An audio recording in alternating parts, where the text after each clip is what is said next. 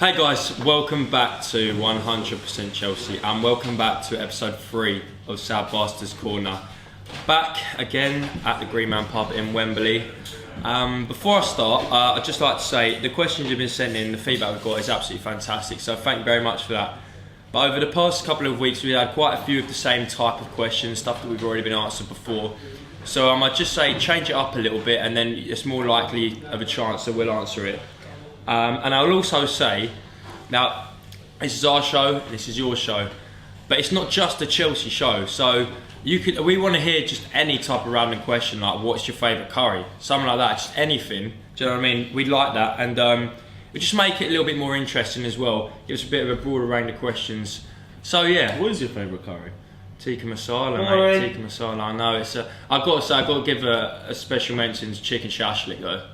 If you haven't had that. It comes out on like you must have had it before. You must have, but it comes out on like this black, lots of black plates, heated. It's just chunks of chicken, a bunch of veg, Tandoori. sizzling away. That's tandoori, isn't it? Mate, it could be, but it's got an Indian twist on it. It's very nice though. I do recommend it. Tandoori is Indian, Jack. Is it? Well, you know what I say, you learn something new every day. I genuinely never knew that. Oh, that's it. I genuinely never knew that. I don't even eat curry and I knew that. I thought tandoori was just some other country's food. Well, there you go. Oh. Very interesting. Oh, now I'm learning. But anyway, we are joined again, back with Lewis.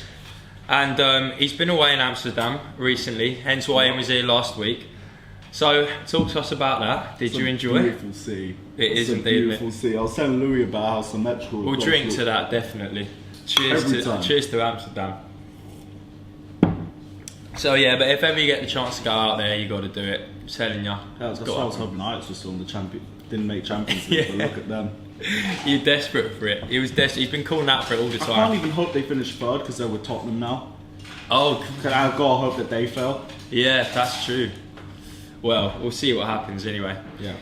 But that's a bit of a funky intro. We'll get into the questions now. So we'll start again with Twitter, and the first question that we have is from Firaz Hamdan 98, I think that's right. And he asked favourite Chelsea match you've been to. Now we have answered that before, but the other bit I would like to say is most memorable goal you've seen. So we'll start with you, my friend. Has to be Hazard Arsenal. Yeah. Has to be. That's the only time I've ever been in the ground, right? And I've just stood there shocked. Now, the weird thing about that game was that was the first time that I actually properly started vlogging as well. Me and Louis did a little beta vlog just to test things out, see how it went. And I was the idiot that was fucking vlogging like this with a straight phone. But that's why I never ended up going out. But honestly, for the best goal I've ever seen in my life, you can't pick anyone other than that. He tore apart the entire defence. Exactly. I mean, I would like to give another mention to Hazard again, but in the sort of recent history that we've been doing the channel, I think one of the biggest goals that's been there is, although it didn't mean much to us in the grand scheme of things, when Hazard scored the equaliser against Spurs to give Leicester the title, Right. Now it was unlikely. It was unlikely that Spurs were going to win the league anyway, but it was just what came with it. We did it. Yeah, we took it away. Yeah, I mean, I was right next to the Spurs fans in that game as well, and I, to say the least, I was having fun anyway. But yeah, that would probably be some of the most memorable goals we've seen in recent history anyway. Obviously, I bet there's been some insane ones down the years, but obviously we haven't been old enough to see them. So let us know actually if you're watching now and you've been a Chelsea fan for ages and you've seen some memorable ones. Let us know. So next question we got in from Rudiger, not the actual Rudiger. It would be nice though if he could send us a question. Having said that, out of the new signings, who has impressed you the most so far, and who do you think will be Chelsea's player of the year by the end of the season and why?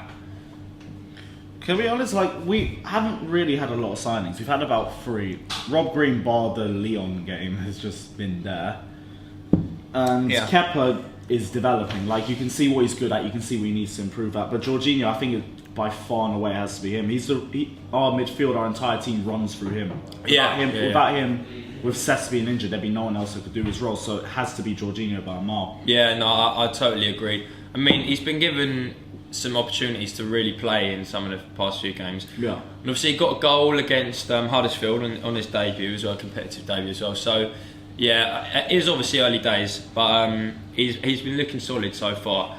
Now again, obviously because it's early days, it's going to be hard to say. But Player of the Year potentially. I mean, we've only had 4 or 5 games, something along that line. Yeah, it's way too early to say who's going to be Player of the Year, but we can still say who's been the best so far. Yeah, I'd like to think if Alonso carries on this form, Yeah.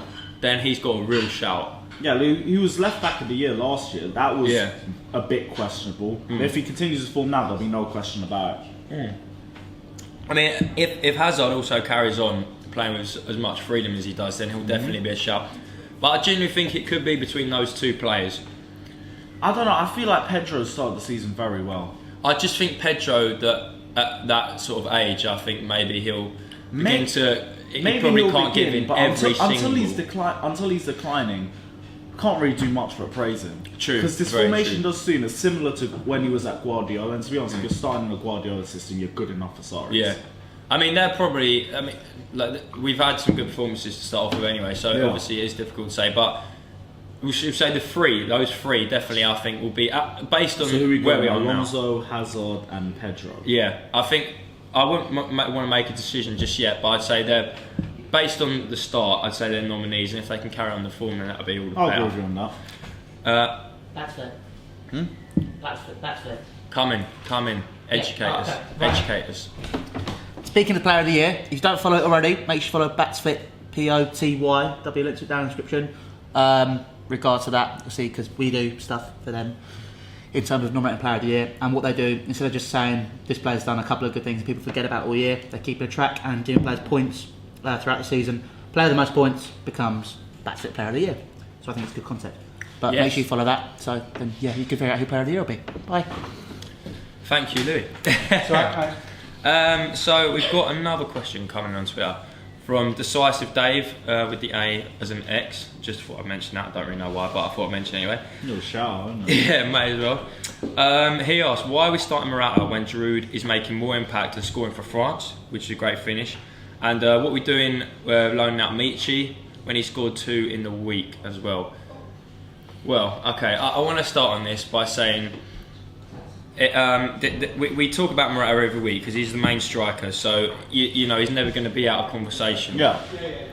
But I will stick to my guns, and I will say that Giroud, for me, I would prefer him to start. I think based on the sort of teams we play so far, yeah, I think maybe a few more teams are going to set up like that, but it's going to be interesting. I would like to see Giroud, and my personal opinion is if Morata's pushed out the team, then it will give him something to work for at the end of the day. The thing is, Giroud for Arsenal is a great plan B striker. You think maybe Sarri's using him as the same? Well, yeah, I mean, at the end of that is the thing, isn't it? It is the backup. But look, I just think if we want to try and kick Morata into gear, if he's not performing, which he hasn't been awful. He Let's not hasn't take been it away from awful, him. but I think the thing is, I think with Morata it's a case of you got to look at how we're playing as a team, because I remember Lawrence we were talking about in our group chat. One of the things that he's noticed is that we play a lot of balls over the top to Morata. We play a lot more balls to feet of Giroud. We're still learning a new style of play, so it's still going to be a case of maybe we're taking too long to release the balls into him. Morata's looked isolated the last couple of games. Yeah. So people are going to say, yeah, he's not scoring, but he's not really getting the service either. Yeah. Well, I think we'd. That's probably actually, we've got to mention Batshuayi as well. We'll talk about Batshuayi a little bit. Oh yeah, cool. But right, Batshuayi. Okay, where do I stand him? I still rate him. Not for simple me. as. Not for me. I still think this system suits him a lot better than it would have done Conte's. I think because the thing with Batshuayi, he's a great finisher. He's great in the box. Outside the box, he's useless. You're going to be seeing a lot of the balls. We could be playing balls over the top to him, but he likes to hold up the ball, so you're playing the balls to his feet. Well, I understand what you're saying, but he's useless. But I just think he's unproven in our formation. He hasn't played He's yet. 'cause unproven, obviously- yes. We're speculating here. Yeah, so it's difficult to say, but I mean, when he went to play with Dortmund, the style of football was like way less negative than what Conte was playing at some parts of last season. And when he was allowed to play football. Yeah, but you got to He was look at it better. like it. Apparently, I didn't watch a lot of Dortmund's games. From what I was hearing, he was stat padding against the small sides. Well, The same thing which he did with Chelsea. That's fair. I'm not saying he's a bad player. He's a brilliant finisher. Henri's saying he's the best finisher in the Belgium squad. But you need a lot more from your strikers now, and I just don't think Batshuayi has that. but having said that, there was kind of the question we had at Chelsea. I mean, he wasn't getting in he wasn't doing amazing, but he kept scoring goals. He kept And that's scoring the thing. goals, but think about it like this: we had him playing against teams like Brentford, Peterborough, Karabag. He'd score, but he'd still be poor all round. Yeah, I mean it's one of those ones where I like Batshuayi, but I'm just sort of. I I'm like still Batshuayi too. conflicted As a with it. character, he's fucking Yeah. brilliant. Oh, he is. Yeah. But 100%. as a player, if he could improve on his technical ability and his all-round game, I think he'd be a great striker. But Yeah. as of right now, he's just a brilliant finisher for me. Yeah. I think we'll leave that one there. That's another good question. Now, Yeah. the next one comes in from Kenny, and this is the Kenny who's been featured on the channel before. He used to do some he's videos. back. Yeah, exactly. Last videos you would have seen him do was, if I'm not wrong, Arsenal at home. Did Yeah. player ratings and a fan cam. He's done some bits and bobs in the past as well. But he asked, do you see Ampadu and Adoy breaking in and becoming first team regulars, or the norm going out on loans constantly and not making it at Chelsea? Right, okay, well, I think we'll just focus on Ampadu and Adoy at this moment. We have sort of discussed it in the past couple of episodes, but we'll just mention it anyway. So, for me, personally, Ampadu has a real chance. Definitely. So does Adoy. That's what I would like to So do start I, with but as I a think basis. I think Ampadu's got more of a chance mainly because of his age. Yeah. He's what, 17 right now, Yeah, and he's already signed for Wales. exactly. He'll That's make the thing. it. He'll definitely make it. Hudson-Odoi, I'm not going to say he won't, but I'm going to say I think Ampadu has a much bigger chance of doing it because he's Hudson-Odoi younger. is also 17. Hudson-Odoi's also 17. Oh, right. 17, 18. I thought he was 18. No, I thought he was 18 this year. 17, 18. You saw that as well. 17, 18, same thing, innit? To be honest. They're still doing that fucking A-levels. Yeah. Oh, Jesus, think that they're raping it in, and we're sitting here doing this, talking about them. But yeah, no. Racking up that student debt. Yeah, exactly. But no, I'd like to. In an ideal world, I'd like to see them, but they've definitely got chances. But it's just. Look, we've been talking about it every single year. There's always players here and there who have the ability, who don't get the chances. So I think it looks like there's more of a chance than ever at this point in time now, because obviously Loftus-Cheek came on in the last game as a substitute against Bournemouth. He looked positive, and he'd still be considered the kind of youth-ish player at the moment for Chelsea. So maybe the tides are turning a What little age is bit. Loftus-Cheek right now? He's 23, if I'm not 23. right. 22, 23. Oh, come on. So he's around that ballpark, which he's still eligible for Young Player of the Year, if I'm not right in saying. So in that respect, I'd still consider him a young player with stuff to learn. But going back to Ampadu and Adoy, I know it's going to be difficult. It can definitely happen, but it just seems like you've got to be the best of the best in I Chelsea think training. it's literally just a case of it's too early to tell. Like, both Yeah, Hudson-Odoi is now just starting to get his first steps into some sort of regular starting player of the first team. Ampadu had some minutes last season. Hudson-Odoi had some minutes. I think it's a case of it's way too early to tell. The thing with Sarri though is that he brings in subs a lot quicker than Conte does, so they will start to see a lot more game time. Well, it could be. It's going to be an interesting one anyway. But on that question, so I do like that question, Kenny. So guys, let us know what you think in the comments down below. We'd love to know, because at the end of the day, this is the future of Chelsea Football Club. This is the future of the people we're either going to be slagging off or praising anyway.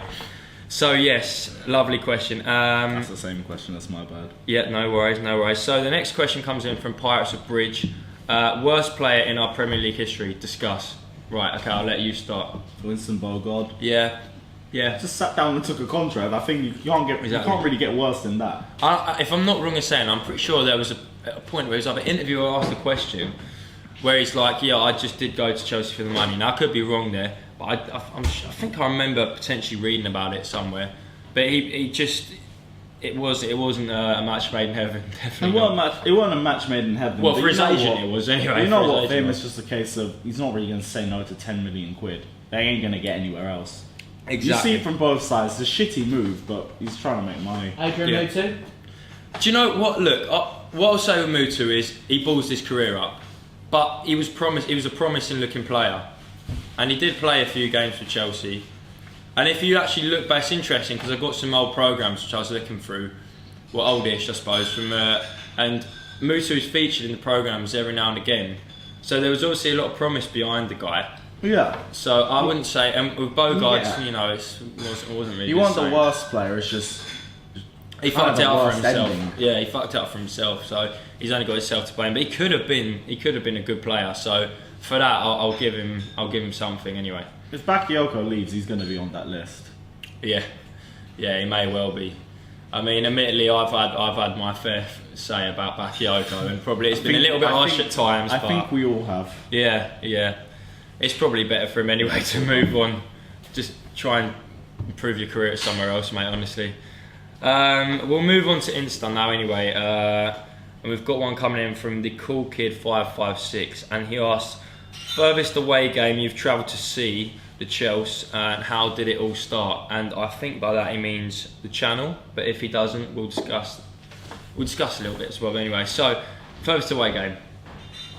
Depends where it's further, Madrid or Barca. Other than that, I ain't got a clue. Yeah, but I mean, in terms of Europe, that's what it's been so far in terms of our channel. Yeah. And in England, it would have it's Newcastle so far, hasn't it been? Because we personally haven't been up. Furthest you have to travel, but if it's longest, it's Burnley about a mile. Yeah, I mean, it was actually a good day, a good Thursday night, a nice sunny It's day. a good Thursday night, but it was a trek. The club train broke down. We were going back and forth every now and again. Imagine it took a 16-hour round trip just to stay in England. Apparently we don't give a shit. Just putting that there now. Yeah, no, we definitely do. So yeah, I mean, it was good though. I mean, we just about got the win, if I'm not right in saying, yeah. Yeah, 2-1 Chelsea. 2-1, yeah. Oh yeah, Morata City. Oh yeah, God, yeah. Thanks for reminding me. Oh no, we're not even going to get into that. But yeah, and how did it all start? Well, the channel obviously started a few years ago now, and it started with Eunice, and then Eunice he's still doing stuff for us. He's still in good contact with him, and he's come on the channel every now and again. But then Louis took over, and then from there, it just kind of got to the point we are now. We all started joining in after that. It's been maybe about a season and a half for me since I've been doing it, something like that. And for you, it's been nearly 2 years. Nearly 2 years. That's pretty Eunice. Well, no, Eunice. Doing the odd fan camp, I was never like about. Yeah. Sure. Yeah. So I mean, we've been at it for a little while now, and this is the year I think where we're gonna be like properly stepping up. Like this is the year where we're gonna be having a big go at I think new, it's the case. things. We're always gonna be saying that every year. But because we're always going to be raising our year, standards. This year, yeah, obviously this year. No, it's not like a Liverpool thing where this year we're going to win the league. It's like we're always going to be raising our standards. That's just us. Yeah. Well, we do have things in the pipeline anyway this year, which are new. So yeah. So thank you for that question as well, my friend. Next one coming in from Insta, which is coming from Ollie Carroll, and he says, "Does the girl have Twitter or something? It was really good." Now, let me give you a little bit of context to that. So Jan, who does the women's content, she did a video recently, and someone on Insta, this guy, responded to the story. I think it was the Insta story. So make sure you check her out anyway. She does some good work, and it's a bit of a niche actually, women's football content on YouTube. Not that many people do it. Only we do it. Yeah, and we're the only. I think we are the only fan channel probably who does the women's content. So, I mean, it's another stretch, and our ladies team are just like they are solid. They are a very, very good team. So that's the point. If ever you get a chance to go down there, it's at Kings Meadow. We play our home games, which is ground share Wimbledon. So you could see Jan there as well. But yeah, that's a little bit of context to that. And that is all from here anyway. So the next question we'll do is over at Sad Bastards Corner, and we will be back in a second. Right guys, welcome to Sad Bastards Corner. This is the part of the show where we pick our favourite question of the week and also our Sad Bastard of the week. And our Sad Bastard of the week is coming from Twitter, and it's sjacobs_Stephen, and he asked us, have you got a bit of a bad feeling towards Mourinho since he left Chelsea for United? Now, I'm not sure about you, but this for me is something that I never really understood, because for us, Mourinho's our best ever manager, and ever since leaving us, he has had his issues with Conte, and he has said a couple of things about him in the media and everything. But when it comes to Chelsea fans, he hasn't said a lot about us. But whenever he's spoken about us, he's spoken about us with praise. He always talks about how much the Chelsea fans supports him, especially in 2015 with the way the club was going, with the poor results and everything. He always speaks about the support of Chelsea fans and how it's like nothing he's ever experienced. So for me, it's the case of I've never understood why Chelsea fans have turned on him. Without Mourinho, I understand Abramovich is the main reason why we're where we are, but without Mourinho as well, we wouldn't be there. I agree, to be honest with you, and I would never look. I'll be brutally honest. Yeah. When he went to United, it felt a bit like a dagger in the stomach. It was like, oh, why? I know it's the place to go, No, I get but that. it just felt like. It's after, I suppose, part of his managerial sort of nous and the way he is as a manager, but he said all this stuff about Chelsea, and then as soon as he went to United, he's like, this is the best thing ever I've done in my career.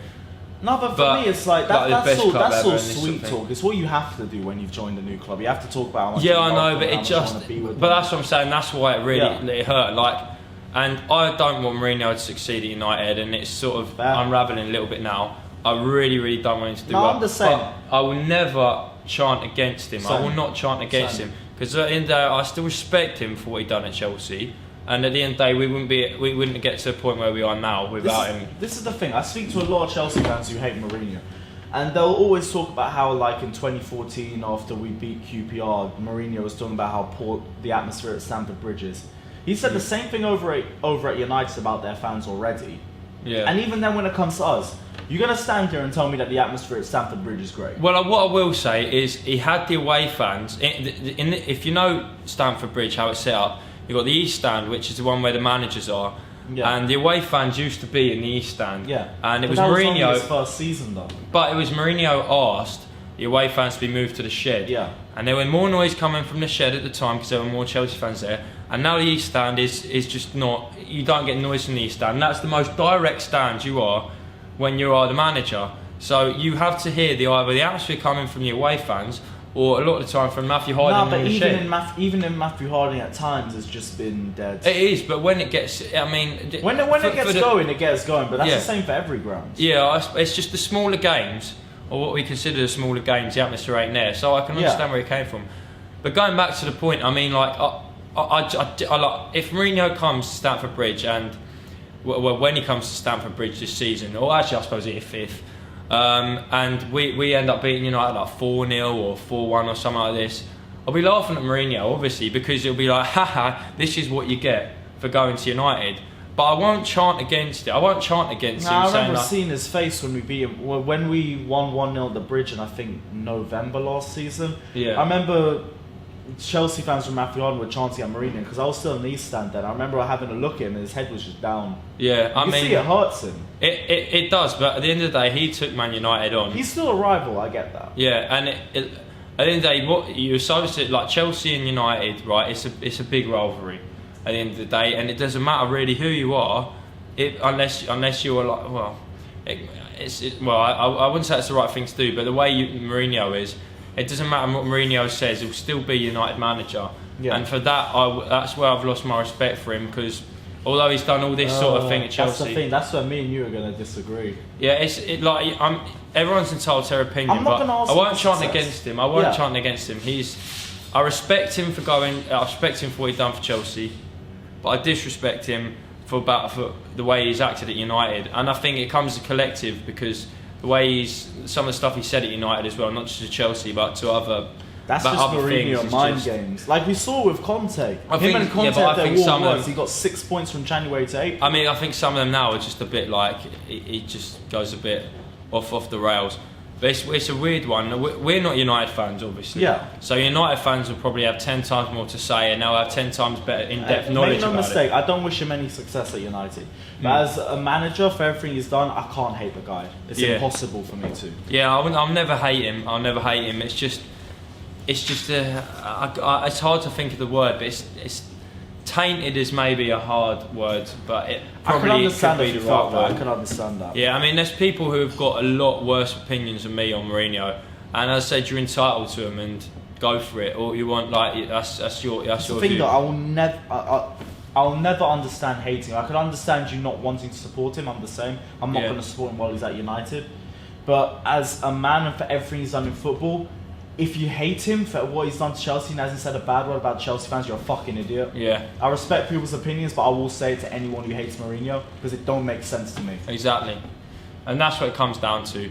So that I think will wrap up there. Yeah, so thanks do you know again what to our sad boss of the week, S.Jacobs_Stephen on Twitter, and I mean? yeah, you're our sad boss of the week. Yeah. Now I got to admit I do seem a little bit tired today. I'm sorry for that, guys. Well, I've had a very, very long weekend. A little bit of that fresh this week. Yeah. So next weekend I'll be full of life and being a twat again like I usually am. But yeah. Really, after your birthday party, yeah? Yeah. Yeah. We'll see what happens. Alright. And after Cardiff as well. But anyway, guys, that is it. Make sure you check out all our socials as well. Check out his, check out mine, check out Louis, he's behind the camera, and all of the others who are associated with the channel. Make sure you hit the subscribe button as well, and there's a little bell there which we'd like you to click on as well. It keeps you updated with everything we've got in terms of the channel videos, etc. And yeah, I hope you did enjoy. We'll be back again next week with more South Bastards Corner. And on to Cardiff, up to Chelsea. Let's make it 4-4. No, 5-5, isn't it? Indeed. Terrible ending.